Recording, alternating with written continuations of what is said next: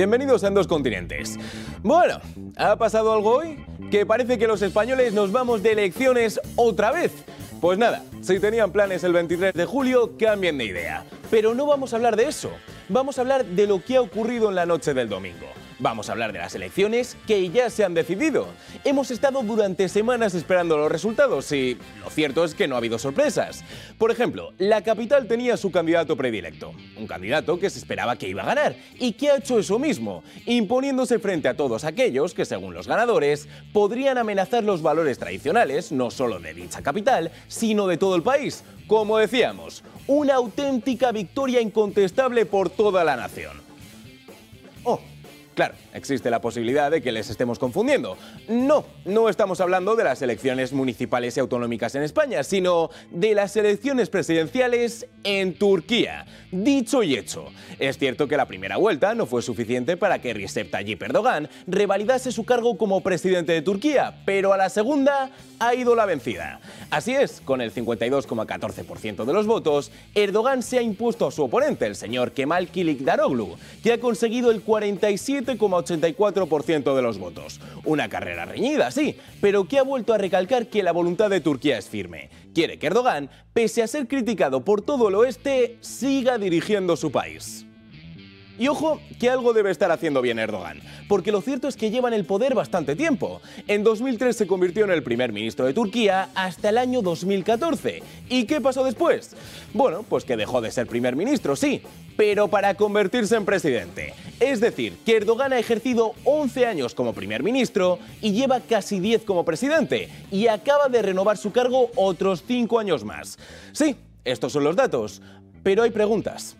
A esto nos dedicamos, al fin y al cabo, a formular preguntas que esperamos responder lo antes posible. Y sí, estas elecciones nos han mostrado un resultado claro, pero, de nuevo, la pregunta que no solo Turquía, sino el mundo entero tenía en mente.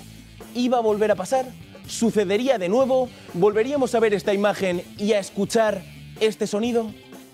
Seviyoruz çok, seviyoruz, seviyoruz, seviyoruz. Sí, es lo que queremos saber todos. Ya lo dijimos aquí, que Turquía se merecía un candidato eurovisivo y que el presidente estaba haciendo enteros para ocupar ese puesto. Sí, las victorias electorales pueden celebrarse de muchas formas. Ya hemos visto a José Luis Martínez Almeida dándolo todo en el balcón del Partido Popular. Pero no todos los políticos lo celebran igual. En el caso del presidente de Turquía, la felicidad que suele sentir después de unas elecciones es tal que no hay salto, palabra o grito que esté a la altura. Y por eso tiene ganas de ponerse a cantar. Por tanto, ¿iba a ocurrir? ¿Íbamos a volver a escuchar cantar a Recep Tayyip Erdogan?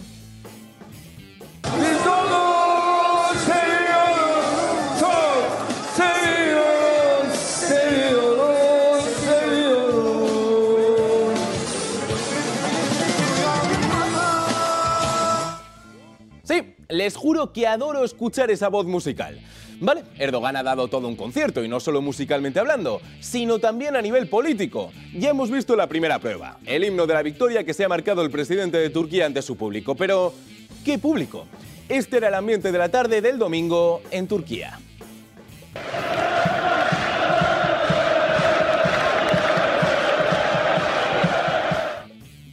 Sí, llenazo total para ver a DJ Erdogan en concierto. Y ojo, un buen artista y también político por otra parte, no solo es capaz de congregar a un número de gente tal, sino que lo hace desafiando el ritmo del reloj.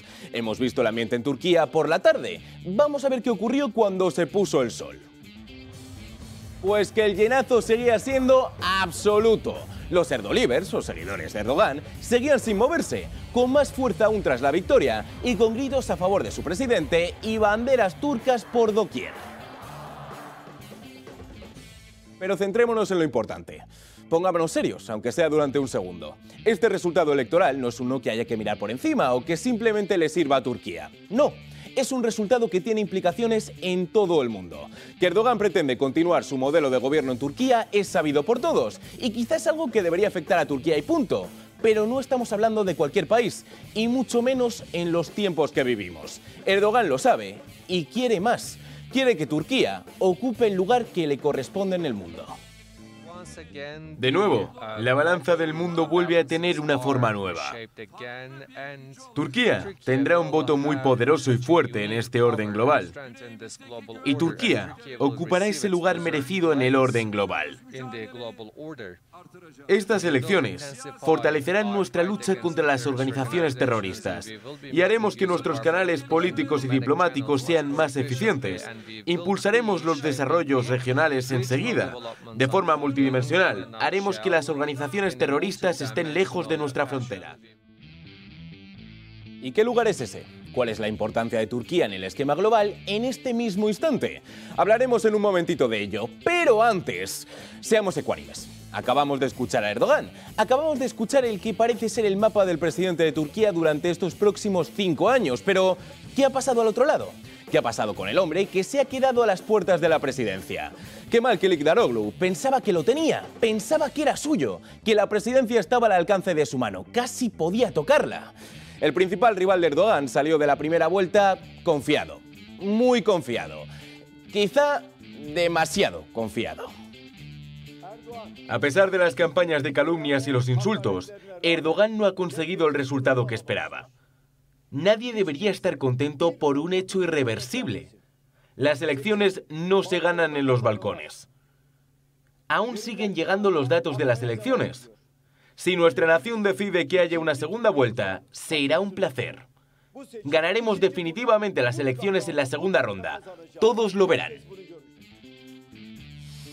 Ya lo dijimos en su momento, que la confianza estaba bien, pero que si la segunda vuelta tenía unos resultados contrarios a alguien en concreto, dicho alguien iba a quedar en evidencia.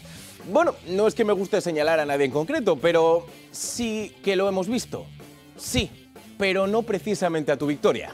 Bien, ¿y ahora qué? ¿Qué es lo que pasa cuando en chido de confianza y orgullo dices os aseguro a todos que estas elecciones las gano? No es que lo prediga, es que lo aseguro. Y luego pierdes. ¿Qué argumento puede tener el bueno de Kılıçdaroğlu para justificar esta derrota? Hemos experimentado las elecciones más injustas de los últimos años. Todos los recursos del Estado fueron utilizados a beneficio de un solo partido. Todas las probabilidades pertenecían a un solo hombre. En estas elecciones, la voluntad de la gente de cambiar un régimen autoritario ha emergido pese a las presiones. Continuaremos nuestra lucha en todos los frentes con todos los miembros del Partido de la República Popular y la Alianza Nacional. Continuaremos estando en el frente de esta lucha hasta que se instaure una verdadera democracia en este país. ¡Ah! Que ahora resulta que las elecciones han sido injustas, que todo el dinero se ha ido a un solo candidato. Venga, pongamos que es cierto, pongamos que Kılıçdaroğlu tiene razón. ¿Por qué lo dice ahora? ¿Por qué se espera la derrota para comentarnos esto? Porque no es que hablemos de la primera vuelta electoral, es la segunda. ¿Qué es lo que ha ocurrido? ¿Que solo se ha producido esta distribución de fondos en esta segunda vuelta? Puede ser. O puede que haya que entender que no hay que cantar victoria hasta que dicha victoria se consigue. Y el que ha ganado es Erdogan. Por lo tanto, quien puede cantar victoria en Turquía es él, y solo él. Bien, hemos dicho que el papel de Turquía es fundamental ahora mismo. ¿Por qué? Muy sencillo, por la guerra. El país dirigido por Erdogan es el único que está en la OTAN y que además tiene una gran, enorme complicidad con Vladimir Putin. Es decir, que junto a China y Estados Unidos puede ser una de las llaves para conseguir la paz en Ucrania. Pero claro, un país nunca es imparcial al 100%, nunca. Siempre hay algún tipo de interés. Lo hemos visto con Estados Unidos y con China a la hora de intentar solucionar el conflicto. Entonces la cuestión con Turquía está clara.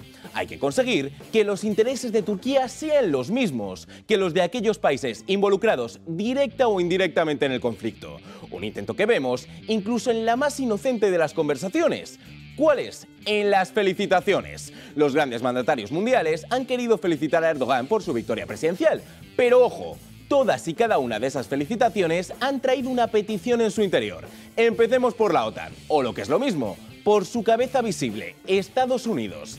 Este era el mensaje de su presidente Joe Biden. Felicidades al presidente Recep Tayyip Erdogan de Turquía por su reelección. Espero continuar trabajando juntos como aliados de la OTAN en temas bilaterales y desafíos globales compartidos. Sí. Felicidades, Erdogan, eres el mejor.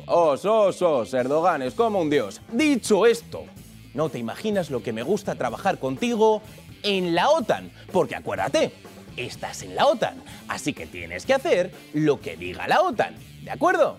Que no se te olvide. Sí, Biden ha tratado de recordar a Erdogan que dirige a un país que no es que vaya de por libre, sino que pertenece a una organización con un punto de vista muy concreto con respecto a la guerra en Ucrania. Vayamos al otro lado. ¿Qué es lo que ha hecho Putin? Pues pedirle lo contrario. Estimado señor Erdogan, querido amigo, acepte mis sinceras felicitaciones con motivo de su reelección como presidente. La victoria en las elecciones fue el resultado natural de su abnegada labor al frente de la República de Turquía, una clara muestra del apoyo del pueblo turco a sus esfuerzos por fortalecer la soberanía del Estado y aplicar una política exterior independiente y autónoma. ¡Ja! Me gusta, me gusta. Para empezar, el mensaje de Putin es más elaborado que el de Biden, eso es innegable. Ahora bien, el presidente de Rusia hace exactamente lo mismo que su homólogo estadounidense. El mensaje de Putin es algo tal que así: señor Erdogan, querido amigo, mil felicitaciones por haber conseguido ganar en Turquía. Es que eres bueno, ¿eh? Muy bueno. ¿Y sabes por qué sé que eres así de bueno? Por dos motivos. Por lo mucho que haces por tu pueblo y por esa política exterior totalmente independiente y autónoma de lo que digan otros organismos como... no sé, a ver cuál se me ocurre. Por ejemplo, pero por decir uno, la OTAN. Sí, distinta estrategia pero misma intención. La de atar a Turquía en corto y que Erdogan sea un factor clave a la hora de decidir el destino de la guerra. Hemos visto el mensaje de Joe Biden, el de Vladimir Putin, y luego está el caso de Volodymyr Zelensky. La relación del presidente de Ucrania con el de Turquía es complicada. Sí, Zelensky representa al país que posiblemente necesite más llevarse bien con Erdogan. Y sin embargo, es el que parte con más desventaja para conseguirlo. ¿Por qué? Bueno, por si no lo saben, antes de ser presidente, Volodymyr Zelensky era cómico. No me refiero a un cargo político en concreto, sino a un cómico de verdad. Y el caso es que, hace unos años, decidió hablar sobre Erdogan en un monólogo y... quizá no fue la mejor de sus intervenciones. Y este es el lado turco en el canal Altin Altin. Inmediatamente habría una respuesta política, así que atención. Erdogan, eres una cucaracha con bigote. Sí, Zelensky tiene chupado eso de pedir ayuda a Turquía. Tan solo tiene que coger papel y boli y comenzar a escribir una carta que comience con las siguientes palabras. Señor Erdogan, querida cucaracha con bigote... No, me da que por algún motivo el presidente de Turquía no va a tener demasiada prisa en ayudar a Ucrania. Así que a Zelensky le toca remontar. Y lo ha intentado con este mensaje. Felicito al presidente Erdogan por su victoria en las elecciones presidenciales. Esperamos desarrollar nuestra cooperación para la seguridad y estabilidad de Europa y fortalecer aún más nuestra asociación estratégica en beneficio de nuestros países. Pues otra vez lo mismo. Sí, muchísimas felicidades, pero que no se te olvide de ayudarnos, que es lo que más nos importa ahora. Pero... ¿debería hacerlo Turquía?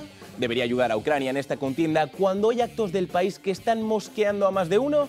Se preguntarán a qué me refiero. Déjenme explicarme. ¿Se acuerdan de esto?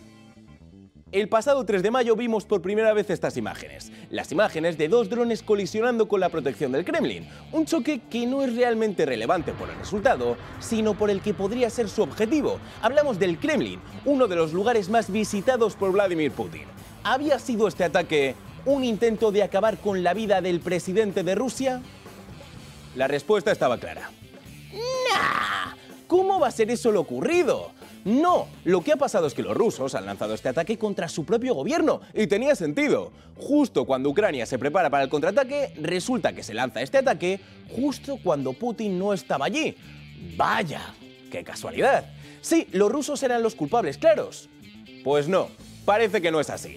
Esta era la noticia del New York Times. La inteligencia de Estados Unidos cree que Ucrania está detrás de los ataques con drones al Kremlin. Claro, no es que sea un experto en ayudas internacionales precisamente, pero eso de ver los actos que están sucediendo no me parece la mejor forma o el mejor argumento para defender unas ayudas de este tipo. Pero bueno, como siempre, ¿qué sabré yo? Estas ayudas no se hacen para que los soldados rusos, o en este caso Vladimir Putin, pueda perecer. Se hacen por otras cuestiones. Se hacen para que la guerra finalice. Especialmente con soldados, cuando hablamos al menos de ellos, que no han elegido declarar una guerra, sino que la libran. Y en algunos casos porque no les queda otra opción.